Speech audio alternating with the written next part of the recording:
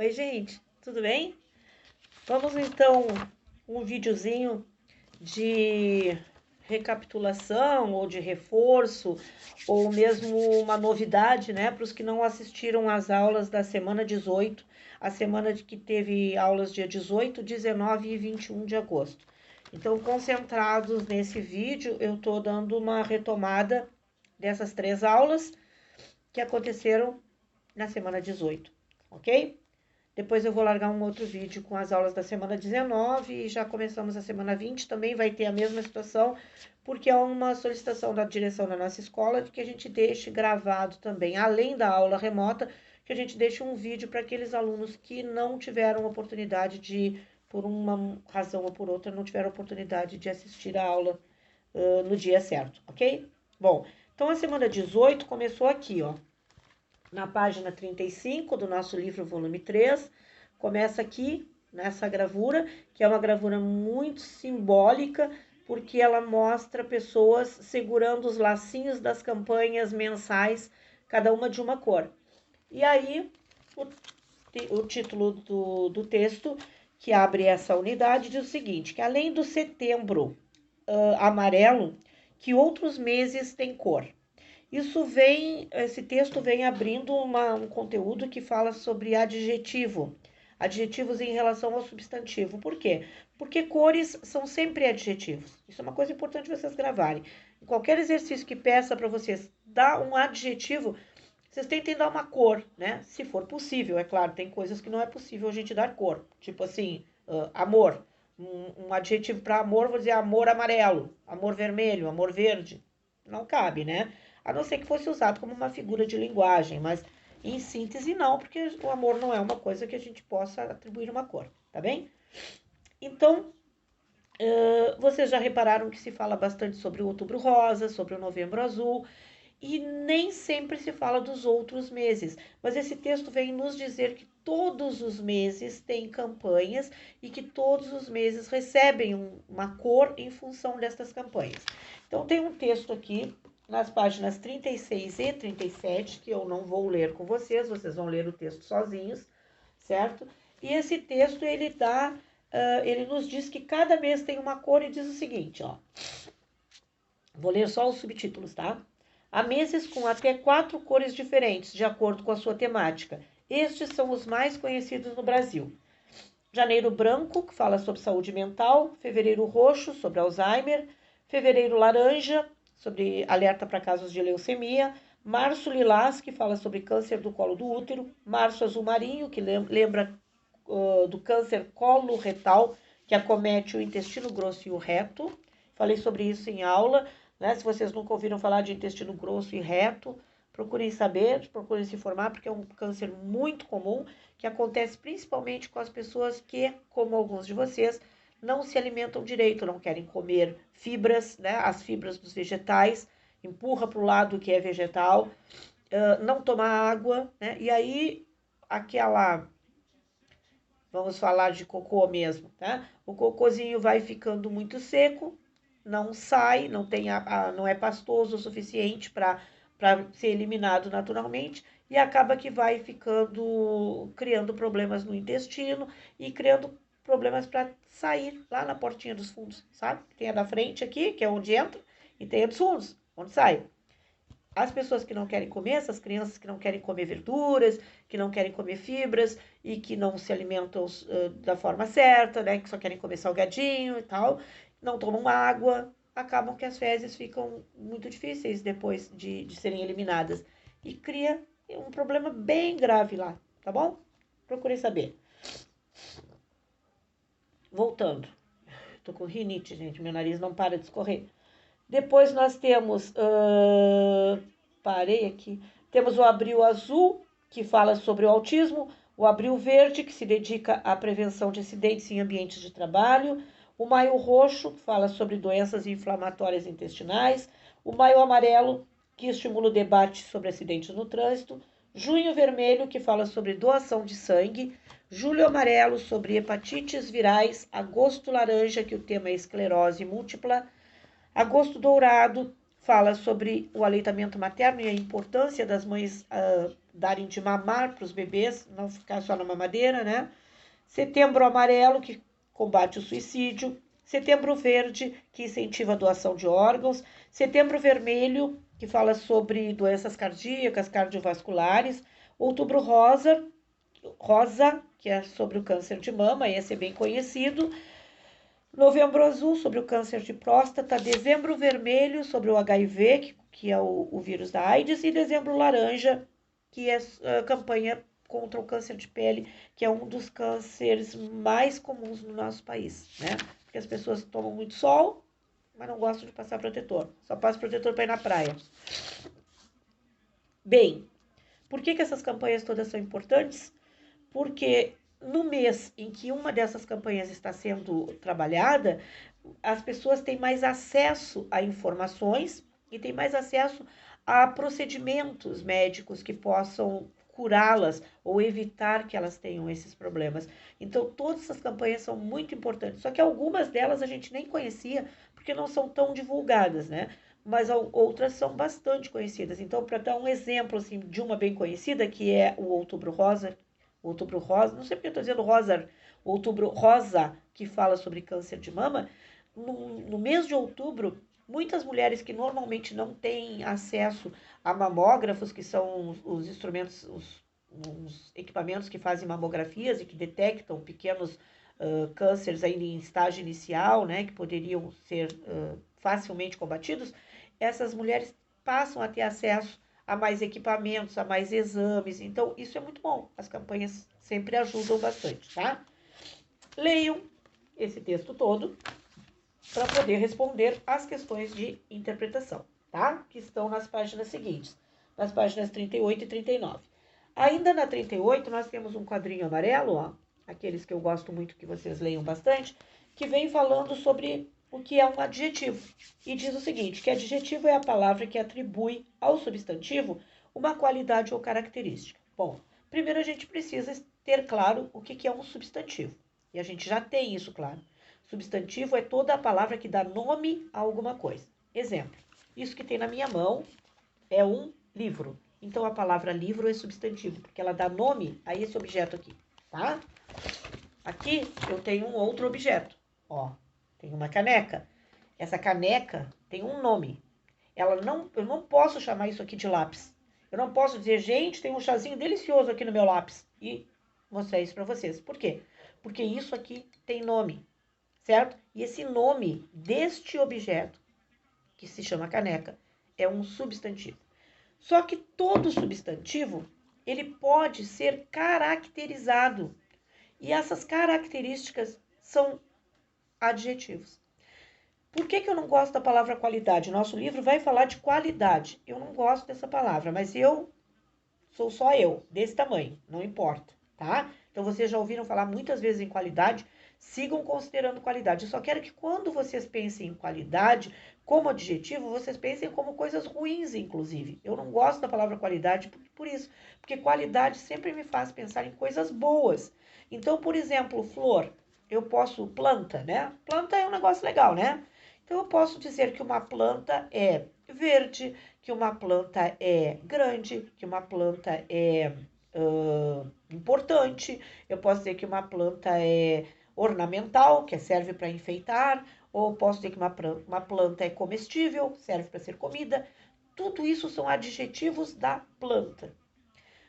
E todas essas são coisas que são qualidades de fato.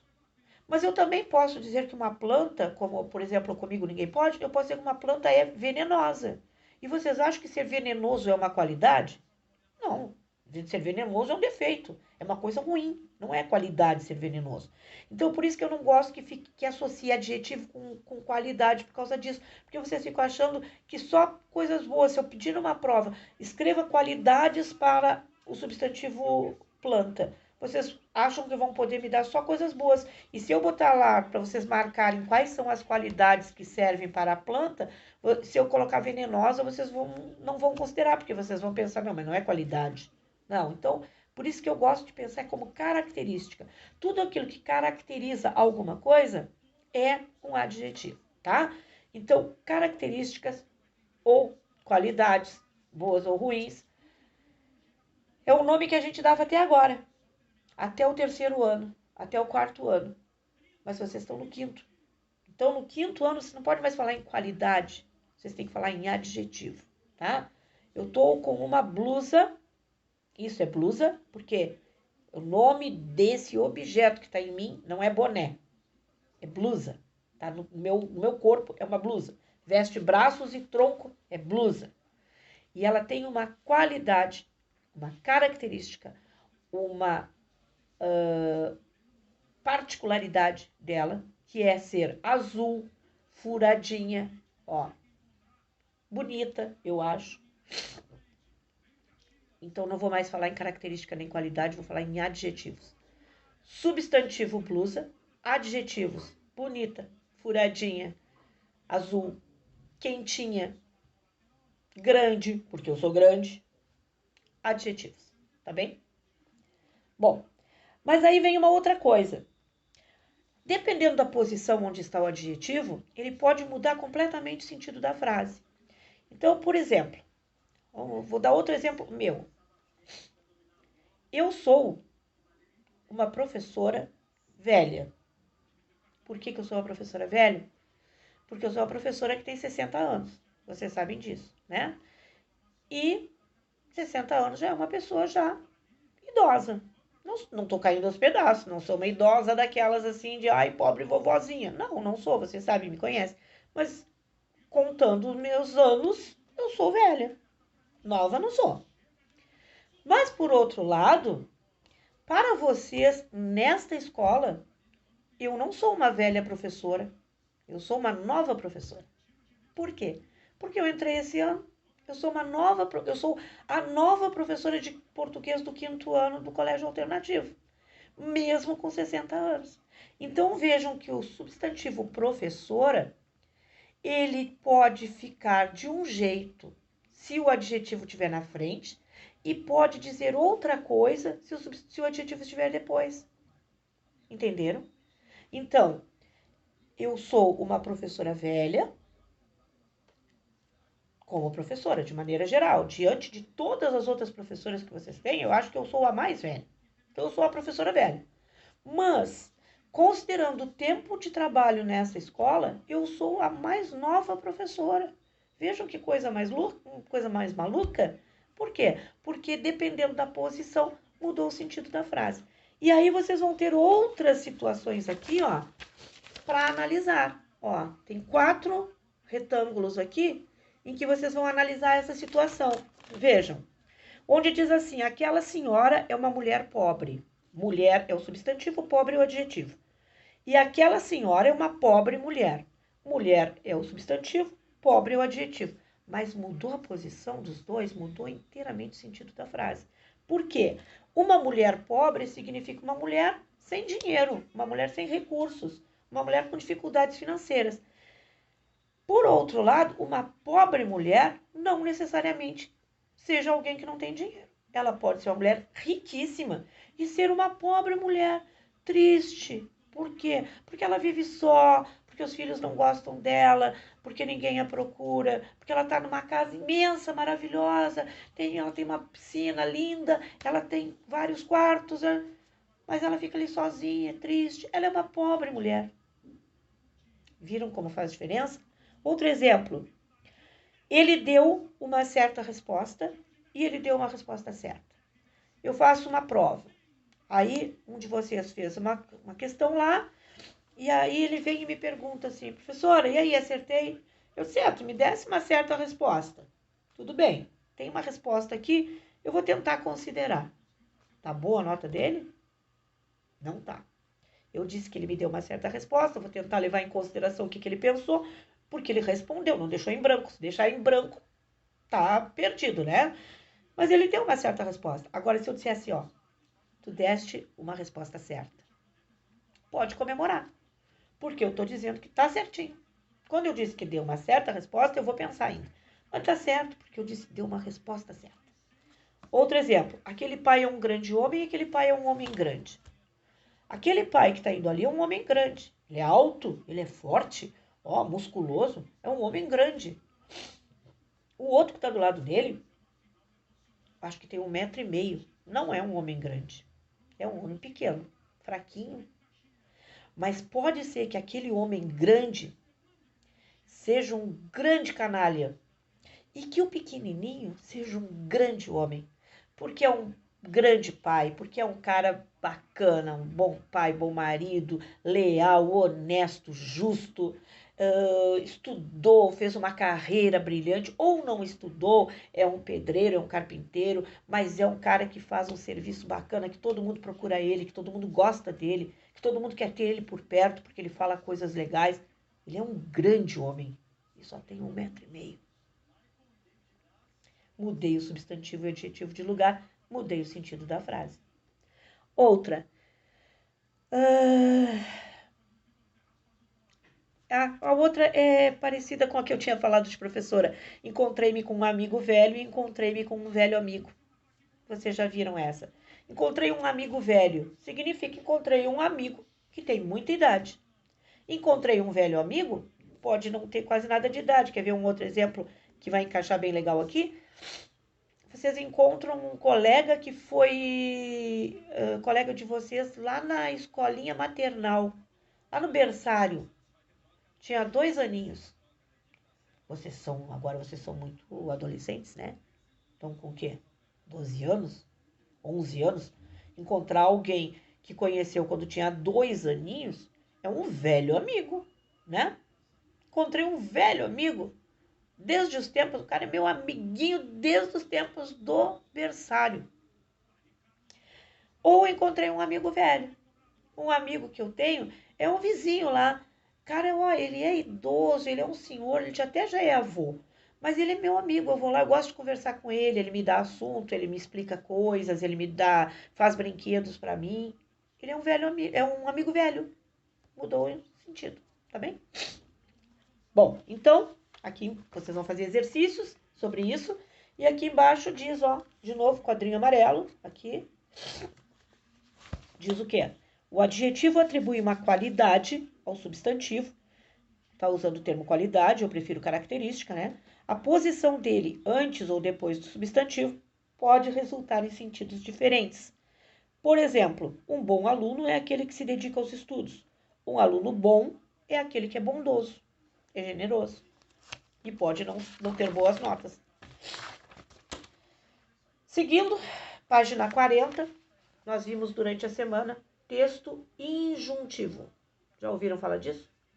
Texto injuntivo. Sim, quem assistiu a aula viu, né? Mas alguém que não assistiu a aula, que está aproveitando só o vídeo, o texto injuntivo, então, é aquele texto que tem a pretensão de formar a nossa opinião, né? De fazer com que a gente passe a aceitar alguma coisa. Então, esse texto que diz aqui, que temos aqui, ele fala de trânsito também, como toda a unidade do nosso livro, e diz, ensina coisas que nós devemos fazer quando andamos no carro com os pais. Ó, manda que a gente fique de olho no farol, que a gente não fique pulando de um lado para o outro, que a gente caminhe na faixa quando sai do carro, que a gente seja um copiloto a bordo, né? Ou seja, que a gente vá ajudando quem está dirigindo, o pai ou a mãe que seja, que a gente vá ajudando com algumas informações que pode ser que eles não tenham visto. Olha, eu não sei, o texto manda fazer isso, mas segundo eu sei, o motorista não gosta que a gente faça isso, né? Que a gente fique dizendo, olha lá, olha aquilo, presta atenção. Eles não gostam, ficam bravos, mas o texto está dizendo que a gente deve fazer. Vocês desculpem, estou toda hora fungando, mas eu tô com rinite. Tacou feio. Vamos lá, então. Aí vem questões para vocês responderem sobre isso, que são questões de interpretação. O importante para vocês nesse momento é saberem que esse nome de texto, texto injuntivo, é um texto que tenta te ensinar alguma coisa, não só te ensinar, mas te convencer a te comportar de tal maneira, tá? Isso vai acontecer agora no período de eleições. Os candidatos vão chegar para nós com textos, panfletinhos, com textos de campanhas, onde eles dizem, eu sou muito honesto, eu sou muito confiável, você deve votar em mim, você deve acreditar no que eu digo. O texto deles é um texto injuntivo. Depois nós temos coesão. Coesão é o seguinte, antes disso vocês podem ler aqui, ó, na página 42, onde explica o que é um texto injuntivo, tá? que diz isso, ó, chamamos de texto injuntivo aquele que busca influenciar o comportamento do leitor. Na coesão, nós temos palavras que são substituídas por pronomes. São situações como, assim, por exemplo, nessa frase, siga o semáforo dos carros, só atravesse quando estiver vermelho para eles e nunca siga em frente no amarelo. É arriscado. Se o texto não tivesse passado por um processo de coesão, ele estaria um texto sujo, um texto repetitivo, cansativo. Estaria dizendo assim, ó, siga o semáforo dos carros, só atravesse quando estiver vermelho para os carros e nunca siga em frente no amarelo, porque podem passar carros. Essa palavra carros e carros e carros ficaria voltando para nós. Mas aí, para fazer coesão, para que o texto fique coeso, fique conciso, fique limpo, o autor do texto usou o pronome eles e colocou, siga o semáforo dos carros, só atravesse quando estiver vermelho para eles, os carros. Usou pronomes, né, no lugar da repetição do termo carros. E ele fez isso em outras. Seja o copiloto orientando o motorista na corrida. Ele pode se esquecer. Desculpa, eu fiz uma leitura errada aqui da pontuação. Seja o copiloto orientando o motorista. Na correria, ele pode se esquecer de regras básicas. Ele é quem? Ele é o motorista, certo? Então, em vez de dizer, seja o copiloto orientando o motorista, na correria o motorista pode se esquecer de regras básicas, tirou o motorista e colocou um ele ali. E essa orientação é muito importante para vocês, porque vocês realmente fazem essas repetições quando escrevem uma redação. Eu vou riscando assim e vou colocando um ele, eu vou colocando um sinônimo, alguma coisa para melhorar, porque senão fica extremamente cansativo. Então, coesão é isso que vocês vão fazer aqui. Vão tirar todas as palavras repetidas e vão substituir por pronomes, tá? Pronomes que vocês já conhecem. Eu, tu, ele, nós, vós, eles, ok? Página 43 aqui embaixo, ó. Em um texto coeso, alguns pronomes podem se referir a uma palavra que já apareceu no texto. Observe. Aí tem uma frase bem legal aqui que diz assim, ó, às vezes acontece de durante uma caminhada com o pet, o bicho escapar. Fique calmo e não saia correndo atrás dele. 2 vezes foi tirada a palavra pet. Porque o original seria, às vezes acontece de durante uma caminhada com o pet escapar. Fique calmo e não saia correndo atrás do pet. Para não falar pet, pet, pet. Da segunda vez foi substituído pet por bicho e na última vez pet por ele. Então ficou, às vezes acontece durante uma caminhada com o pet, vírgula, o bicho escapar. Fique calmo e não saia correndo atrás dele, ele, o pet. Tá bem? Isso é coesão. Por último, página 44, por último, mas não menos importante, ao contrário, muito importante, pontuação parênteses em termos explicativos. Por que que a gente pode colocar alguns termos explicativos dentro de umas frases? Porque às vezes eu faço muito isso, na minha fala eu faço muito. Eu estou tentando dar uma mensagem, mas eu penso que talvez eu precisasse falar mais uma coisinha a respeito daquilo, dar mais uma explicação. Então, por exemplo, eu digo assim, ó, gente, eu tenho um recado da Aline para vocês. Eu poderia simplesmente dizer, eu tenho um recado da Aline para vocês. Mas aí eu resolvo dar mais uma explicadinha e digo assim, eu tenho um recado da Aline, professora de artes, para vocês. Ou seja, para explicar que a Aline é a professora de artes, eu vou colocar professora de artes entre parênteses. Por quê? Porque é um termo explicativo, é um termo que não faz falta na frase, ele não precisaria estar ali. Eu vou colocar ele ali porque eu acho que talvez possa vocês não saberem de que Aline eu estou falando, entendeu? Ou então eu digo, gente, eu tenho um recado da Cláudia, diretora da nossa escola, sobre o bailinho de carnaval. Bastava ter dito, eu tenho um recado da Cláudia sobre o bailinho de carnaval. Mas aí eu fico pensando, será que eles sabem de que Cláudia eu estou falando? Aí eu vou lá e coloco, diretora da nossa escola. Isso vai entre parênteses. Então, esses termos explicativos, tá? Que explicam alguma coisa que seria desnecessário na frase, mas que eu achei que eu tenho que usar, esse termo vai entre parênteses. Ou ele também pode ir entre aspas, ou ele pode ir entre dois travessões. Um travessão de um lado, travessão do outro. Ele só não pode ir solto, tá? Solto não dá para ir. Vamos ver então o que diz aqui. Como nem todos, estou na página 44, como nem todos os motoristas são responsáveis, mesmo que o semáforo esteja liberado para a travessia de pedestres, olhe para todos os lados, direita e esquerda, e veja se não há alguém desgovernado. Esse direita e esquerda não precisaria existir aqui. Olhe para todos os lados, só tem dois, o lado de cá e o lado de cá. Esse é o direita, esse é o esquerda. Mas aí eu resolvi que eu tenho que dizer direita e esquerda. Então isso vai entre parênteses, tá? Os termos em destaque nessa frase aqui, direita e esquerda, se referem a qual palavra? Refere-se aos lados. Esses termos fornecem uma explicação ou uma descrição? Uma explicação. Se é um termo explicativo, ó, aqui, no amarelinho, ok? As informações acessórias, que em geral explicam uma palavra anterior, ficam isoladas do restante da frase por vírgulas, parênteses ou travessão. Então, lembram não, se tiver alguém que não assistiu a aula, não vai lembrar, mas quem assistiu vai lembrar. Eu falei que às vezes a gente vai a um casamento e a mãe se arruma toda e compra um vestido novo, um colar novo e um brinco novo para ir ao casamento. Quando chega na hora de sair, ela se veste, ela tá se vestindo e o pai diz assim, ó, não dá tempo de vestir isso tudo, escolhe aí, veste duas só, uma tu vai ter que deixar. O que ela vai fazer?